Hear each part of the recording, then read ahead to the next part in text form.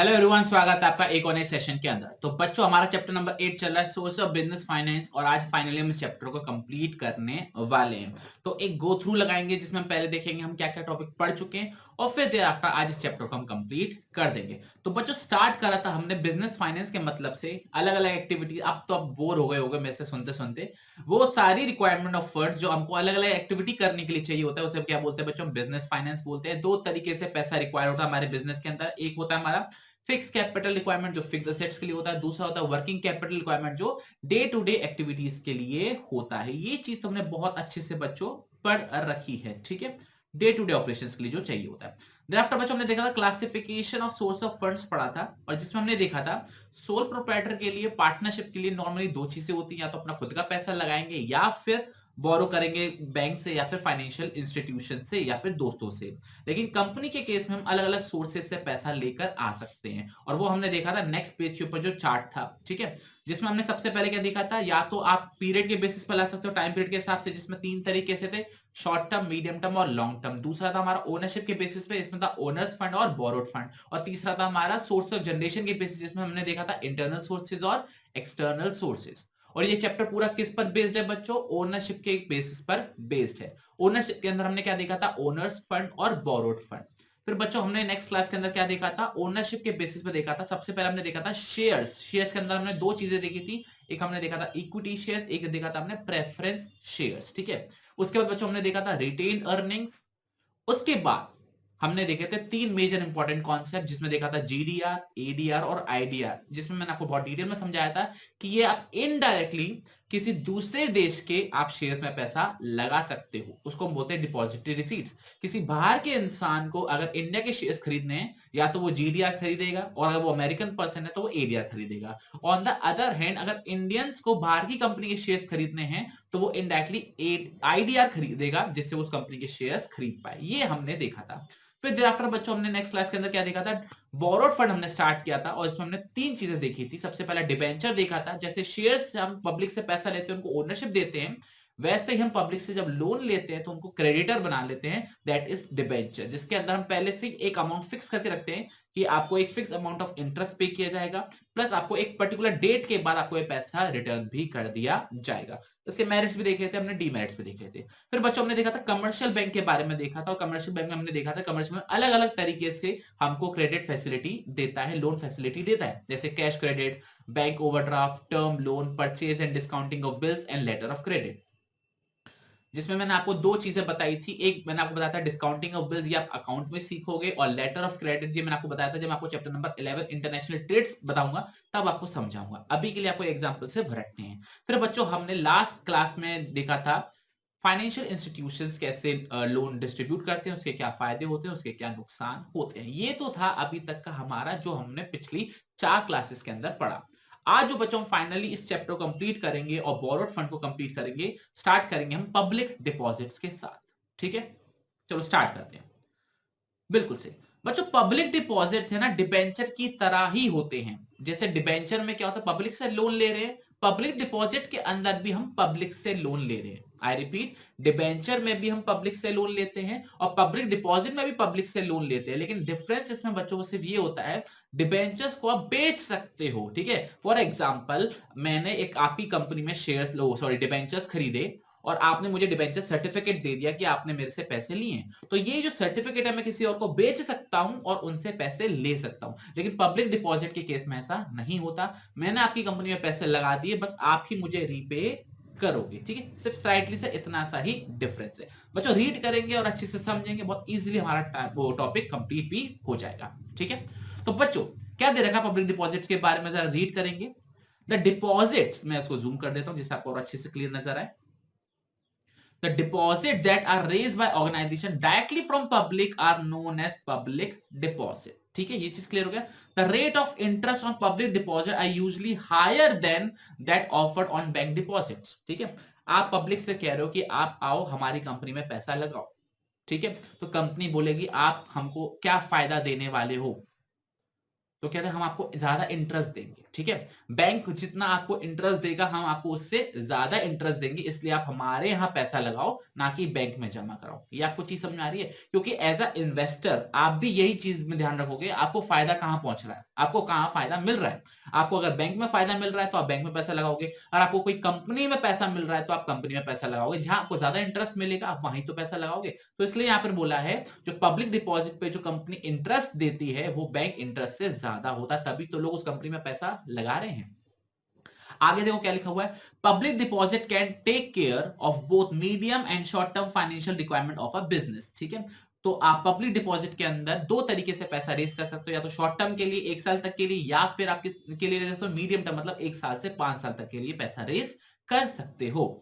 The deposits are beneficial to both depositor as well as organisation. ये बच्चों important line है examination point of view से, क्योंकि इस पे एग्जाम पे 1 मार्क का क्वेश्चन बन सकता है कि ऐसा कौन सा डिपॉजिट है जो बोथ बोरोअर के लिए और डिपॉजिटर के लिए ही बेनिफिशियल है। तो इसका आंसर क्या होगा? Public deposit. ऐसा क्यों बोला गया है, जरा इसके पीछे का जरा कारण समझेंगे। देखो मैं क्या कर रहा हूं, फॉर एग्जाम्पल मैं कंपनी हूं, मुझे पैसे की जरूरत है, तो मैं आपसे बोल रहा हूं कि आप बच्चों मेरे को लोन दो। आप पब्लिक हो, आप मेरी कंपनी को लोन दो, ठीक है। तो आप क्या बोलोगे? सर बैंक हमको देता है 7% इंटरेस्ट, तो आप हमको कितना दोगे? मैंने कहा मैं आपको 9% इंटरेस्ट दूंगा। ठीक है, आई रिपीट, बैंक आपको 7% इंटरेस्ट देता है, मैं आपको 9% इंटरेस्ट दूंगा। तो आप क्या बोलोगे? अरे वाह, मुझे 2% का क्या हो रहा है? फायदा हो रहा है। आपको फायदा हुआ नहीं हुआ? हुआ। अब मुझे क्या फायदा होगा? मैं बैंक के पास लोन लेने जाता हूं, बैंक बोलता है मैं आपको 11% पे इंटरेस्ट दूंगा। बैंक मुझे 11% पे लोन दे रहा है, ठीक है, और मैंने आपसे कितने परसेंट पे लोन ले लिया? 9% पे लोन ले लिया। मतलब यहां से मुझे भी फायदा क्योंकि मुझे लोन सस्ता मिल रहा है, और यहां पर आपको भी फायदा क्योंकि आपको इंटरेस्ट ज्यादा मिल रहा है। ये चीज क्लियर हो गया? वही बात इन्होंने यहां पर लिखी हुई है, while the depositor gets higher interest than that of bank।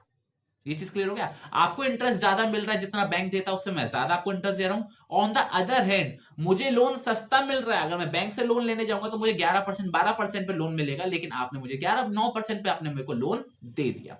वो इन्होंने लिखा हुआ है, the cost of deposit to the company is less than cost of borrowing from bank. I hope ये चीज आपको समझ में आ गई होगी। ठीक है, आगे बढ़ते हैं बच्चों, क्या लिखा हुआ है? Companies generally invite public deposit for a period up to 3 years। Normally 3 साल तक के लिए मैक्सिमम पैसा वो मंगाते हैं। The acceptance of public deposit is regulated by the Reserve Bank of India। ठीक है, 1 मार्क के लिए बच्चों ये भी क्वेश्चन आ सकता है, who regulate public deposit in India? The answer is Reserve Bank of India, that is RBI। ठीक है, तो बच्चों अभी तक हमने एक शॉर्ट समरी मैं बताऊं, हमने पब्लिक डिपॉजिट की क्या पढ़ी। सबसे पहले पढ़ा कि जब डायरेक्टली पब्लिक से पैसा रेज किया जाता है उसको बोला जाता है पब्लिक डिपॉजिट। ये आपको चीज क्लियर हो गई?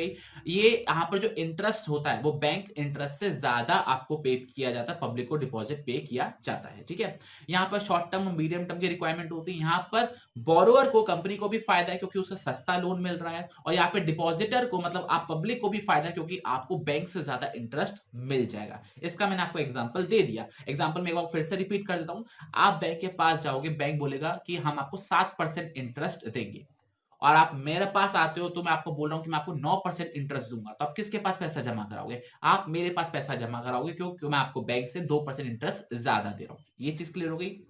ठीक है, आपके फायदे की बात हो गई। ओके, अब मैं अपने फायदे की बात करता हूं। मैं बैंक के पास जा रहा हूं, बैंक मुझे बोल रहा है मैं आपको 11% पे लोन दूंगा। ठीक है, 11% पे लोन दूंगा, और मैं आपके पास जा रहा हूं और आपको बोल रहा हूं कि यार मुझे 9% पे लोन दे दो, आप मुझे खुशी खुशी दे रहे हो। ये चीज क्लियर हो गया? तो यहाँ पर मुझे भी फायदा हो गया। तो यहाँ पे डिपॉजिटर को और बोरोवर या ऑर्गेनाइजेशन को, दोनों को फायदा है। ठीक है, और आगे क्या दे रखा है? यहाँ पर उन्होंने दे रखा है कि जो पब्लिक डिपॉजिट है वो मैक्सिमम नॉर्मली लोग 3 साल तक के लिए लेते हैं, और इसको कौन रेगुलेट करता है? Reserve bank of India regulate करता है। ठीक है, आगे बच्चों बात करेंगे इसके मेरिट्स के बारे में, क्या इसके हैं फायदे, जरा डिस्कस करते हैं। सबसे पहला फायदा क्या है? The procedure of obtaining deposit is simple and does not contain restrictive conditions such as generally there in the loan agreement। ठीक है बच्चों, अगर आपको याद आ रहा हो, मैंने आपको बैंक, जब हमने कमर्शियल बैंक पढ़ा था और फाइनेंशियल इंस्टीट्यूशन पढ़ा था, और उसमें हमने ये बोला था जब वो लोन देते हैं तो कभी कभार वो रिस्ट्रिक्शंस लगा देते हैं, कभी कभार वो टर्म्स एंड कंडीशंस लगा देते हैं जो हमको फॉलो करनी पड़ती है। क्योंकि वो उनका ऑर्गेनाइजेशन का पैसा है। लेकिन यहाँ पर पब्लिक से पैसा ले रहे हो तो यहाँ पर आपके संग ऐसी कोई भी रिस्ट्रिक्शंस नहीं होती हैं। पब्लिक आप पर कोई भी रिस्ट्रिक्शन नहीं लगाता। पब्लिक को तो खुश हो रहा है कि पब्लिक तो खुश होती है कि आप उनको ज्यादा इंटरेस्ट पे कर रहे हो। आगे क्या दे रखा है? The cost of public deposit is generally lower than the cost of borings from financial institution and, ठीक है, बैंक्स। ये आपको चीज समझ में आ गई? तो वही चीज बच्चों यहां पर लिखी हुई है जो मैंने आपको ऊपर समझाई थी कि यहां पर लोन लेना सस्ता पड़ता है ऑर्गेनाइजेशन को। आप फाइनेंशियल इंस्टीट्यूशन के पास जाओगे, बैंक के पास जाओगे, वो 11% 12% पे आप उनको क्या कहते हैं, वो लोन देते हैं वो आप लोगों को। लेकिन आप पब्लिक के पास जाओगे, पब्लिक सस्ते में आपको लोन दे देती है। ठीक है, अगला पॉइंट क्या दे रखा है बच्चों? Public deposit do not usually create any charge on the assets of the company. The assets can be used as security for raising loan from other sources। बच्चों कितना अच्छा पॉइंट बोला इन्होंने। यहां पर जब आप पब्लिक से डिपॉजिट लेते हो, पब्लिक से पैसा लेते हो, तो आपको कोई भी असेट उनको गिरवी रखवाना नहीं पड़ता, बल्कि आप उन असेट्स को कहीं और से लोन लेने के लिए गिरवी रखवा सकते हो। ठीक है, जैसे बैंक से लोन लेना हो, फाइनेंशियल इंस्टीट्यूशन से लोन लेना हो, तो उन असेट्स को आप वहां गिरवी रखवा सकते हो। पब्लिक डिपॉजिट में आपको असेट्स गिरवी रखवाने की जरूरत नहीं पड़ती। और लास्ट पॉइंट क्या दे रखा है बच्चों, जरा मेरिट का वो देखेंगे। As the depositors do not have voting rights, the control of the company is not diluted। ठीक है, तो बच्चों वही बात बोली उन्होंने, पब्लिक से जब आप पैसा लेते हो तो पब्लिक के पास कोई वोटिंग राइट नहीं जाता। पब्लिक आपके कंट्रोल को, आपके मैनेजमेंट को डायल्यूट नहीं कर सकती, वो आपके बिजनेस करने के तरीकों में इंटरफेयर नहीं कर सकती। आई होप आपको ये चीज समझ में आ गई होगी। बहुत अच्छे। अब बच्चों बात करने वाले हम इनके लिमिटेशंस की। तो पहली लिमिटेशन क्या दे रखी है बच्चों? जो नई कंपनीज होती है उनको मुश्किल होती है कि वो पब्लिक डिपॉजिट के थ्रू पैसा रेज कर ले। क्यों? क्योंकि जो नई कंपनी होती है उसको पब्लिक नहीं जानती है, तो किसी भी नई कंपनी पर, किसी नए इंसान पर पब्लिक इतनी जल्दी भरोसा नहीं करती, तो हो सकता है उनको वो पैसा ना दे। आगे क्या दे रखा है? It is an unreliable source of finance as the public may not respond when the company needs money. मतलब क्या? आप इस पब्लिक डिपॉजिट पर भरोसा कर ही नहीं सकते हो। ठीक है, क्यों? पब्लिक ने पैसा नहीं दिया तो आप बैंक से लोन लेने में रिलायबल कर सकते हो, बैंक ऑफ सिक्योरिटी दोगे, बैंक आपको पैसा दे देगा। आप फाइनेंशियल इंस्टीट्यूशन से ला सकते हो, लेकिन पब्लिक डिपॉजिट पर आप भरोसा नहीं कर सकते कि कुछ नहीं हुआ तो पब्लिक डिपॉजिट से पैसा मिल ही जाएगा। क्यों नहीं मिल सकता? क्योंकि पब्लिक हो सकता है आप पर विश्वास ना करे। ठीक है, और लास्ट क्या दे रखा है? collection of public deposit may prove difficult particularly when the size of deposit is very large। मतलब जब आपको huge amount of money की जरूरत होती है तो ऐसे में पब्लिक डिपॉजिट्स के थ्रू पैसा कलेक्ट करने में आपको मुश्किल आ जाती है, क्योंकि जब इकट्ठे लोग पैसा आपको देते हैं तो मिसमैनेजमेंट हो ही जाता है। तो आई होप बच्चों आपको पब्लिक डिपॉजिट अच्छे से समझ में आ गया होगा। एक बार फटाफट से समरी बताता हूं। पब्लिक डिपॉजिट के अंदर हमने क्या पढ़ा कि जब पब्लिक आपको पैसा देती है तो उसे बोला जाता है पब्लिक डिपॉजिट। इसके ऊपर आप इंटरेस्ट पे करते हो जो जनरली बैंक इंटरेस्ट से ज्यादा होता है। इसके अंदर बच्चों आपको ऑर्गेनाइजेशन को, पब्लिक को, दोनों को फायदा होता है इन टर्म्स ऑफ कॉस्ट। ठीक है, कंपनी को सस्ता लोन मिल जाता है और आप लोगों को, मतलब पब्लिक को, हायर इंटरेस्ट मिल जाता है। ये जनरली शॉर्ट टर्म या मीडियम टर्म के लिए पब्लिक यूज करती है और इसकी मैक्सिमम पीरियड नॉर्मली क्या बोला गया है? 3 साल बोला गया है। इसके अंदर मेरिट्स भी देख लिया और डीमेरिट्स भी देख लिया। बहुत बढ़िया। अब बच्चों बात करने वाले हम ट्रेड क्रेडिट के ऊपर, और ये बहुत ही सिंपल टॉपिक है बच्चों, ट्रेड क्रेडिट। इससे इजी टॉपिक हो ही नहीं सकता। सिंपल वे में बोला जाए तो बच्चों उधार पे सामान लाना। जब आप उधार पे सामान लाते हो और उसे बेचते हो तो आपके पास पैसा इकट्ठा हो जाता है और आप उधारी बाद में रीपे कर देते हो। इसी चीज को बोला जाता है ट्रेड क्रेडिट। रीड करेंगे और अच्छे से समझेंगे कि क्या दे रखा है। तो क्या दे रखा है? Trade credit is the credit extended by one trader to another for the purchase of goods and services। जैसे होता नहीं है कि आप एक रिटेलर हो, आप होलसेलर से सामान लेकर आए, उधार पे सामान लेकर आए, जैसे जैसे आपने बेचा, प्रॉफिट कमाया और उनको रीपेमेंट कर दिया। तो वही बात इन्होंने यहां पर लिखी हुई है कि ट्रेड क्रेडिट क्या होता है? जो क्रेडिट देता है एक ट्रेडर दूसरे ट्रेडर को देता है जब वो गुड्स एंड सर्विसेज को खरीदते हैं। ठीक है, आगे क्या दे रखा है? Trade credit facilitates the purchase of supply without immediate payment। ठीक है, इसमें क्या होता है? आप चीजों को खरीद लेते हो और आपको तुरंत पेमेंट करने की जरूरत नहीं पड़ती। ठीक है, उधार पर सामान बेचना या उधार पर सामान खरीदना। Such creditor appears such credit appears in the records of the buyer such as sundry creditors and accounts payable। अब अभी बच्चों आपको क्रेडिटर्स का मतलब समझ में आ गया होगा, आप मिड सेशन में आ चुके हो बच्चों, अभी तक आपको सारे टर्म्स समझ में आ गए होंगे, गुड्स क्या होते हैं, परचेज क्या होती है, सेल्स क्या होता है, डेटर्स क्या होते हैं, क्रेडिटर्स क्या होते हैं। तो जिससे आप सामान उधार पर खरीद के लेकर आते हो उसे कैसे रिकॉर्ड करते हो, उसे आप एज क्रेडिटर रिकॉर्ड करते हो। तो आपके अकाउंट्स के अंदर वो या तो क्रेडिटर के फॉर्म में लिखा जाता है या फिर अकाउंट्स पेबल के नाम पर वो रिकॉर्ड किया जाता है। आई होप आपको ये चीज समझ में आ गई होगी। ओके बच्चों आगे बढ़ते हैं, क्या दे रखा है, trade credit is use commonly by business organisation as a source of short term financing. मतलब क्या, जो ट्रेड क्रेडिट होता है बच्चों, ट्रेड क्रेडिट जो होता है वो नॉर्मली 3 महीने 4 महीने तक का मैक्सिमम होता है, इसलिए इसको शॉर्ट टर्म फाइनेंसिंग बोला जाता है। मतलब इसकी मैक्सिमम लाइफ कितनी हो सकती है, मैक्स टू मैक्स कितना हो सकता है, 1 साल हो सकता है। It is granted to those customers who have reasonable amount of financial standing and goodwill। आप उधार किसको देते हो, जिसके पास आपको पता है कि पैसा है, अभी नहीं है लेकिन वो बाद में दे देगा, या जिसकी गुडविल अच्छी होती है कि ये पैसा नहीं मारेगा, तो आप उसी को क्या देते हो बच्चों, क्रेडिट देते हो, उधार देते हो। द वॉल्यूम मतलब कितना उधार दे रहे हो, ठीक है, and the period of credit मतलब कितने टाइम के लिए उधार दे रहे हो, डिपेंड्स किस पे करता है बच्चों, आप किसी को कितना उधार दे रहे हो, कितनी दिनों तक का उधार दे रहे हो, किस पर डिपेंड करता है कि जो खरीद रहा है उसकी रेपुटेशन कैसी है, उसकी फाइनेंशियल पोजीशन कैसी है, उसके पास वो खरीद कितना रहा है आपसे अमाउंट, ठीक है, पहले वो कितना पेमेंट कर चुका है, पहले उसका पास रिकॉर्ड कैसा है, पहले वो कितना उधार दे चुका है, कि पहले कितना उधार वो पेमेंट कर चुका है, और मार्केट में कंपटीशन कितना है। तो ये सारी चीजों को आप ध्यान में रख के ही किसी को उधार देते हो, कितनी देर का उधार देते हो, मतलब कितना टाइम पीरियड के लिए उधार देते हो और कितना उधार देते हो in terms of money. The terms of credit may vary from one industry to another industry and from one person to another person। बहुत ही सिंपल सी बात बोलिए, कितना उधार देना है, कैसे उधार देना है, ये पर्सन टू पर्सन डिपेंड कर सकता है। अगर आपने बाय चांस मैं आपसे कोई लोन ले रहा हूं, तो आपका विचार अलग हो सकता है और आपका विचार अलग हो सकता है। मतलब क्या, अगर मैं ए से लोन ले रहा हूं तो वो ये मुझे बोल सकता है सर 1 हफ्ते बाद पैसा लौटा देना, अगर मैं बी से लोन ले रहा हूं तो कहता है सर आप 1 महीने बाद लौटाना है, तो भी कोई दिक्कत नहीं है। तो ये पर्सन टू पर्सन भी वेरी करता है और ये इंडस्ट्री टू इंडस्ट्री भी वेरी करता है। जैसे एक एग्जांपल दूं, इंडस्ट्री की बात करूं बच्चों, जैसे रियल एस्टेट इंडस्ट्री होती है, इसमें पीरियड जो होता है क्रेडिट का वो थोड़ा ज्यादा होता है। लेकिन अगर मैं बात करूं ट्रेडिंग की बात करूं, जनरल मर्चेंट स्टोर की बात करूं, तो उसमें जो ट्रेड क्रेडिट पीरियड होता है वो कम होता है। ठीक है, आगे क्या दे रखा है बच्चों, a firm may also offer different credit terms to different customer. मतलब क्या कि आप अलग अलग कस्टमर को अलग अलग क्रेडिट भी दे सकते हो। जैसे कोई जान पहचान का है या जो बहुत पुराना कस्टमर है उसको आप ज्यादा क्रेडिट दे सकते हो, और जो नया नया है उसको आप कंपैरेटिवली कम दे सकते हो। ये डिपेंड करता है कि कस्टमर कौन है। ये चीज आपको समझ में आ गई होगी।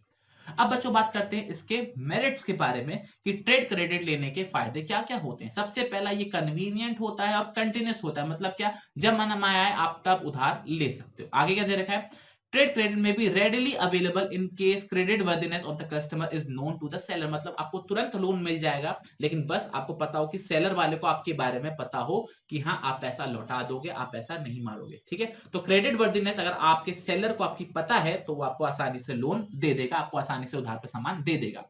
Trade credit needs to promote the sales of the organisation. तो ट्रेड क्रेडिट से क्या होता है, जब आप बच्चों सामान खरीद के लेकर आ जाते हो तो आप तुरंत बेच सकते हो, क्योंकि आपके पास सामान ज्यादा होगा तो आप बेच भी आराम से पाओगे, तो इससे सेल्स प्रमोट हो जाती है। आगे क्या दे रखा है, if an organisation wants to increase the inventory level in order to meet the expected rise in the sales volume in the near future, it may use trade credit to finance the same। क्या दे रखा है जरा मैं समझता हूं, समझाता हूं आपको बच्चों। दिवाली आने वाली है फॉर एग्जाम्पल, और आपको पता है दिवाली के टाइम में अचानक से कस्टमर्स मार्केट के अंदर आ जाते हैं और वो सामान की भरपूर शॉपिंग करना चालू कर देते हैं। तो ऐसे केस में एज अ बिजनेसमैन आप क्या सोचते हो कि यार सीजन का टाइम आ रहा है, फेस्टिवल का टाइम आ रहा है, बहुत ज्यादा डिमांड बढ़ती है किसी भी चीज की, तो आप क्या करोगे, पहले से अपने पास सामान को इकट्ठा करके रखना चालू कर दोगे, पहले से अपने पास सामान बल्क में इकट्ठा करना चालू कर दोगे, इन्वेंटरी इकट्ठा करना चालू कर दोगे। क्यों, जिससे अचानक से जब डिमांड बढ़ेगी तो आप उसको पे कर पाओगे। तो ऐसे में आप उधार पे सामान खरीद के लेकर आते हो, ज्यादा सामान खरीद के लेकर आते हो, जिससे अचानक से जब डिमांड शूट अप करेगी तब आप इजीली सामान को बेच पाओगे। तो वही बात इन्होंने बच्चों यहां पे लिखी हुई है, if an organisation wants to increase in inventory level.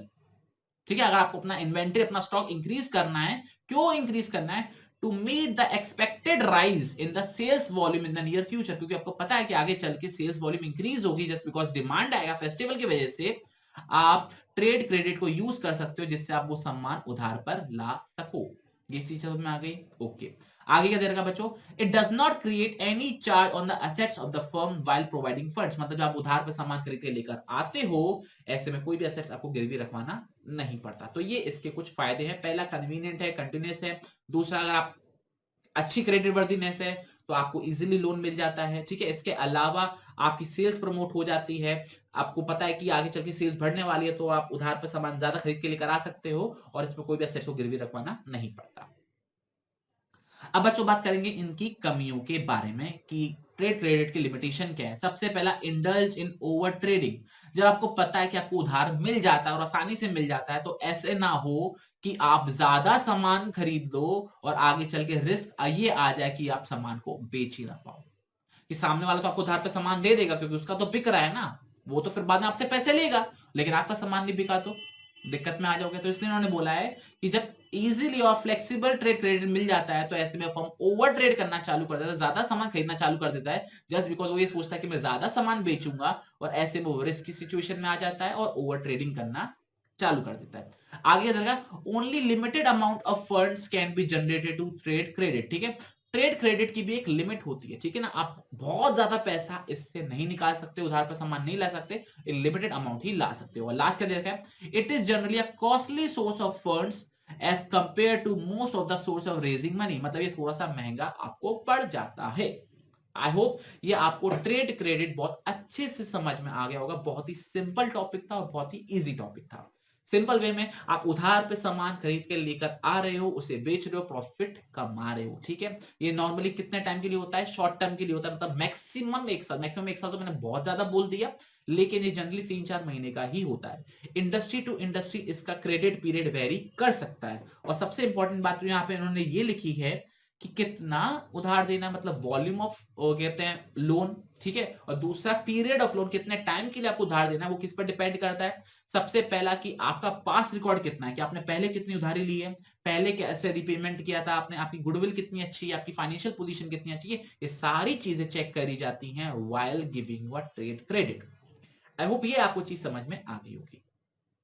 तो बच्चों अभी तक हमने दो चीजें पढ़ ली हैं। पहला हमने पढ़ा पब्लिक डिपॉजिट, जिसमें पब्लिक से पैसा हम लोन पर ले रहे हैं, जिसमें हम शॉर्ट टर्म मीडियम टर्म दोनों के लिए लोन लेते हैं। और यहाँ पर बात कर रहे हैं हम ट्रेड क्रेडिट की, जिसके लिए हम शॉर्ट टर्म के लिए लोन ले लेते हैं। बच्चों जो हम पढ़ने वाले वो है हमारा इस चैप्टर का last topic, inter corporate deposits, short में इसको बोलते हैं आईसीटी। क्या मतलब हो इस चीज का? जब एक कंपनी दूसरी कंपनी को लोन देती है फॉर शॉर्ट टर्म पीरियड, इसको बोला जाता है inter corporate deposit. I repeat, जब एक कंपनी दूसरी कंपनी को शॉर्ट टर्म के लिए जब लोन देती है, उनकी फाइनेंशियल रिक्वायरमेंट को पूरा करती है, तो ऐसी सिचुएशन को बच्चों क्या बोला जाता है? इंटर कॉर्पोरेट डिपॉजिट्स बोला जाता है। अब रीड करेंगे और समझेंगे कि इसके अंदर क्या दे रखा है। तो क्या दे रखा है बच्चों, जरा रीड करेंगे। Inter corporate deposits are unsecured. Unsecured का मतलब क्या होता है बच्चों? जिसके अंदर कोई भी सिक्योरिटी नहीं होती, कोई भी चीज गिरवी नहीं रखवाई होती। Short term deposit, short term deposit का बच्चों अभी तक आपको मतलब पता लग गया होगा, मैक्सिमम 1 ईयर के लिए, made by one company with another company. तो इंटर कॉर्पोरेट डिपॉजिट या आईसीडी क्या है? अनसिक्योर्ड है, कोई भी सिक्योरिटी नहीं होती। शॉर्ट टर्म मतलब मैक्सिमम 1 साल के लिए, 1 ईयर के लिए, जब एक कंपनी दूसरी कंपनी को क्या देती है? लोन देती है, जिससे उनका कैश संभल जाए, उनकी फंड्स रिक्वायरमेंट पूरी हो जाए, उस चीज को बोला जाता है इंटर कॉर्पोरेट डिपॉजिट या फिर ICD. ICD market is use for short term cash management. बच्चों यही वाली बात उन्होंने ऊपर बोली थी, यही वाली बात उन्होंने नीचे बोल दी है। ऑफ अ लार्ज कॉर्पोरेट, जब किसी बड़ी कंपनी को कैश की रिक्वायरमेंट होती है, कैश मैनेज करना होता है, तो ऐसे में वो दूसरी कंपनी से लोन ले सकती है for short period. As per RBI guidelines, the minimum period of ICD is 7 days which can be extended to 1 year। बच्चों 1 मार्क के लिए क्वेश्चन बहुत इंपॉर्टेंट है कि आईसीडी की टाइम लिमिट कितनी है? Minimum 7 days, maximum 1 year. तो आरबीआई की गाइडलाइंस के हिसाब से आईसीडी आपका मिनिमम 7 दिन का हो सकता है और मैक्सिमम आपका 1 साल तक के लिए हो सकता है। तो फिर से एक बार रिपीट करेंगे डेफिनेशन को। When one company extends loan to another company for their short term cash management problem is known as what? Inter corporate deposits. जो मैंने डेफिनेशन बोली वो बुक में नहीं है, वो नोट्स में नहीं है, मैंने बनाकर बोली है, तो आप जो बनाई हुई है वो लिख सकते हो, अपने वर्ड्स में लिख सकते हो, जो यहां पर लिखी हुई है वो भी लिख सकते हो। ये चीज समझ में आ गई, बहुत बढ़िया। आगे क्या दे रखा है बच्चों, 3 टाइप के आईसीडी आपको दे रखे हैं, एक है हमारा 3 मंथ डिपॉजिट, एक है हमारा 6 मंथ डिपॉजिट, एक है हमारा कॉल डिपॉजिट। शॉर्ट में आपको एक्सप्लेन कर देता हूं। 3 मंथ डिपॉजिट का नाम से आपको पता लग रहा है कि आपको कितने टाइम के लिए डिपॉजिट दिया गया है, या आपने कितने टाइम के लिए डिपॉजिट लिया है, और 3 मंथ्स। दूसरा क्या बच्चों, 6 मंथ डिपॉजिट, मतलब क्या, या तो आपने लिया होगा या आपने दिया होगा। अगर आपने कोई कंपनी है जिसने आईसीडी लिया है, तो उसने 6 महीने के लिए लोन दिया होगा। ठीक है, आपकी ऑन द अदर साइड दूसरी कंपनी ने 6 महीने के लिए वो लोन लिया होगा। कॉल डिपॉजिट बच्चों इंपॉर्टेंट है। कॉल डिपॉजिट का मतलब क्या होता है, हम आपको दे तो रहे हैं लोन, हम आपको लोन तो दे रहे हैं, एक कंपनी दूसरी कंपनी को लोन तो दे रही है, लेकिन वो ये बोल रहे हैं कि जब मन करेगा तब हम आपसे पैसा वापस ले लेंगे, जब मन करेगा तब हम आपसे पैसा ले लेंगे। सिर्फ हम आपको एक दिन का टाइम देंगे, नोटिस पीरियड देंगे कि परसों तक हमको पैसा चाहिए। ये चीज समझ आ रही है, तो उसको बोला जाता है कॉल डिपॉजिट। तो जब कॉल करेंगे, जब बताएंगे, तब हम आपसे पैसा ले लेंगे। ये चीज समझ में आ गई। तो 3 मंथ डिपॉजिट आपको टाइम पता है, 3 महीने के लिए पैसा मिला है। 6 मंथ डिपॉजिट आपको पता है कि हाँ भाई 6 महीने के लिए मिला है। और कॉल डिपॉजिट का मतलब सामने वाले की कंपनी को डिपेंड करता है वो कब आपसे पैसा मांग रही है, हो सकता है वो परसों मांग ले, हो सकता है वो 1 साल बाद मांगे। या कुछ चीज समझ में आ गई। तो कॉल डिपॉजिट इसमें इंपॉर्टेंट था। आगे क्या दे रखा है, इंटरेस्ट रेट ऑन आईसीडी में रिमेन फिक्स्ड और फ्लोटिंग। मतलब क्या, जो इंटरेस्ट रेट होता है जो एक कंपनी दूसरी कंपनी को लोन देती है, वो फिक्स्ड भी हो सकता है, वो फ्लक्चुएटिंग भी हो सकता है। फ्लक्चुएटिंग मतलब अगर इकोनॉमी के अंदर इंटरेस्ट रेट फ्लक्चुएट करा, तो वो पहले से टर्म्स एंड कंडीशंस में लिख लेते हैं, जैसे इंडस्ट्री के अंदर होगा वैसे हम अपने हिसाब से रखेंगे। इंडस्ट्री में फिक्स्ड है तो हम भी फिक्स रखेंगे, इंडस्ट्री में फ्लक्चुएटिंग है तो हम भी फ्लक्चुएटिंग या फिर फ्लोटिंग इंटरेस्ट रेट रखेंगे। The rate of interest on these deposits is higher than that of banks. Okay तो यहां पर उन्होंने क्या दे रखा है, जब आप बैंक से लोन लेने जाते हो तो बैंक आपको लोन देने में बहुत टाइम लगा देता है, और वो इतने छोटे पीरियड के लिए आपको वो लोन नहीं देता है। तो ऐसे केस में आपको दूसरे लोगों के पास जाना पड़ता है, दूसरी कंपनीज के पास जाना पड़ता है, जो तुरंत आपको पैसा दे देते हैं। तो जब आपकी अर्जेंट रिक्वायरमेंट को कोई जल्दी पूरा कर लेता है, तो वो आपसे ज्यादा पैसे चार्ज करता है। तो ऐसे केस में अगर आप कंपनी हो, दूसरी कंपनी से आप लोन ले रहे हो, तो आपको वो महंगा पड़ता है इन कंपैरिजन टू अगर आप बैंक से लोन ले रहे हो तो। आगे क्या दे रखा है, these deposit are usually considered by the borrower company to solve problem of short term fund insufficiency. मतलब ये लोग इंटर कॉर्पोरेट डिपॉजिट्स क्यों लेते हैं, जब उनको लगता है कि भाई कुछ टाइम के लिए, 1 महीने 2 महीने 3 महीने के लिए हमारे पास अभी पैसे की थोड़ी किल्लत है, तो हम लोन ले रहे हैं, अदरवाइज हमको लोन की जरूरत नहीं होती। तो बैंक में जाते हैं तो बैंक में बहुत ज्यादा फॉर्मेलिटीज होती है, जैसे हमने देखा था डिटेल इन्वेस्टिगेशन होती है, उसके बाद जाके पैसा मिलता है। लेकिन इंटर कॉर्पोरेट डिपॉजिट के अंदर आपको तुरंत पैसा मिल जाता है, शॉर्ट टर्म आपकी रिक्वायरमेंट को फुलफिल कर दिया जाता है। अब बच्चों बात करेंगे इसके मेरिट्स की, फिर बात करेंगे इसके डीमेरिट्स की। बच्चों मेरिट्स क्या दे रखे जरा रीड करेंगे। Solve the problem of short term fund insufficiency, ये हम पढ़ चुके हैं। ठीक है, दूसरा transaction are free from legal problems. Legal problems का मतलब क्या, कोई भी कानून या फिर क्या कहते हैं कोई भी टर्म्स एंड कंडीशंस या फिर आपके ऊपर नहीं रखी जाती, आप अपने मनमर्जी तरीके से इसमें पैसा यूज कर सकते हो। तीसरा, the market of inter corporate deposit maintain secrecy. मतलब क्या, यहाँ पे आपकी जो आप अगर ले रहे हो पैसा या आप लोन पर पैसा दे रहे हो किसी को, तो ये सारी चीजें आपकी सीक्रेसी मेंटेन रखती हैं, पब्लिकली डिस्क्लोज नहीं करी जाती। ठीक है, अब बच्चों बात करेंगे इसके लिमिटेशंस की। तो लिमिटेशंस क्या दे रखी है बच्चों, ICD can not be use for long term financing. मतलब इन्होंने पहले ही बोल रखा है कि 1 साल से ज्यादा नहीं कर सकते हो, तो ऑब्वियसली बात है लॉन्ग टर्म के लिए, मीडियम टर्म के लिए आप इसको यूज नहीं कर सकते। आगे क्या दे रखा है, इसमें बहुत ज्यादा रिस्क इन्वॉल्व होता है। क्यों, क्योंकि ये अनसिक्योर होते हैं, क्योंकि इनके पास कोई सिक्योरिटी नहीं होती, कोई भी चीज गिरवी नहीं रखवाते, इसलिए इस पर रिस्क बढ़ जाता है कि इन फ्यूचर बाय चांस इन्होंने पैसा नहीं लौटाया तो दिक्कत में आ सकते हैं। और लास्ट पॉइंट क्या दे रखा है लिमिटेशन का, जो हमने ऊपर पढ़ चुके हैं, कि यहाँ पे जो इंटरेस्ट रेट है वो थोड़े से ज्यादा होते हैं। बैंक से ज्यादा इंटरेस्ट रेट आपको किस में देना पड़ता है, दूसरी कंपनी को देना पड़ता है। आई होप आपको ये चीज समझ में आ गई होगी। तो बच्चों ये था हमारा इंटर कॉर्पोरेट डिपॉजिट। शॉर्ट में बताऊं तो जब एक कंपनी दूसरी कंपनी से अनसिक्योर्ड वे में विदाउट सिक्योरिटी पैसा लोन लेती है शॉर्ट टर्म के लिए, तो उसे बोला जाता है इंटर कॉर्पोरेट डिपॉजिट। हमने 3 तरीके के ऊपर एग्जांपल भी देखे, 6 मंथ, 3 मंथ्स और तीसरा क्या था हमारा कॉल डिपॉजिट। ये क्लियर हो गया। 3 महीने के लिए, 6 महीने के लिए कॉल डिपॉजिट का मतलब क्या था, जब बोलेंगे तब हम आपसे पैसा वापस ले लेंगे। ठीक है, तब आपको लौटाना पड़ेगा। मेरिट्स भी देख लिए, शॉर्ट टर्म फंड इनसफिशिएंसी को पूरा करता है, दूसरा लीगल प्रॉब्लम्स नहीं होती, तीसरा सीक्रेसी मेंटेन होती है, और लिमिटेशन क्या देखी, लॉन्ग टर्म के लिए नहीं कर सकते, बहुत रिस्की होता है क्योंकि कोई सिक्योरिटी नहीं होती, तीसरा ज्यादा महंगा पड़ता है इन कंपैरिजन टू बैंक से लोन लेना। यहां तक क्लियर हो गया, बहुत बढ़िया। इससे पहले बच्चों ने क्या देखा था, ट्रेड क्रेडिट देखा था, वो भी हमने डिटेल में समझ लिया था। जब एक बिजनेस दूसरे बिजनेस को उधार पे सामान देता है शॉर्ट टर्म के लिए, उसे बोला जाता है ट्रेड क्रेडिट, ठीक है। और बच्चों फिर हमने उससे पहले क्या देखा था, पब्लिक डिपॉजिट देखा था, जिसके अंदर में ये चीजें की थी, जब पब्लिक से पैसा लेते हैं तो उसे बोला जाता है पब्लिक डिपॉजिट। यहां तक क्लियर हो गया, बहुत बढ़िया। और बच्चों लास्ट में क्या दे रखा है, नॉट इन सिलेबस, ये है आपका सबसे favourite part of this chapter. अगर आपको एनसीईआरटी की किताब के अंदर ये सारे टॉपिक्स दिखते हैं, जैसे factoring, lease financing, commercial paper, foreign currency convertible bonds, या फिर आपको हेडिंग दिखती है factor affecting the choice of source of funds, तो बच्चों ये सिलेबस का पार्ट नहीं है, सीबीएसई सिलेबस के अंदर ये नहीं है, ठीक है। इस चीज का आप ध्यान रखिएगा, ऐसा ना बोलिएगा कि सर आपने पढ़ाया नहीं, बच्चों सिलेबस में नहीं था इसलिए मैंने आपको नहीं पढ़ाया। नॉलेज के लिए आप बोलोगे तो मैं अलग से वीडियो बना दूंगा, but it is not a part of CBSE syllabus, ठीक है। तो बच्चों that's it for this chapter and this class, ठीक है। तो फाइनली हमारा chapter number 8 sources of business finance complete होता है। सिर्फ 3 चैप्टर बचे हुए हैं, चैप्टर नंबर 9, चैप्टर नंबर 10 और चैप्टर नंबर 11, और होप सो हमारा कोर्स बहुत जल्दी कंप्लीट हो जाएगा। टिल देन बच्चों अपना बहुत ख्याल रखिएगा, अपना और अपने घर वालों का खासकर, ठीक है। और बेवजह घर से बाहर मत निकलिएगा। जय हिंद, जय भारत, टाटा बाय बाय।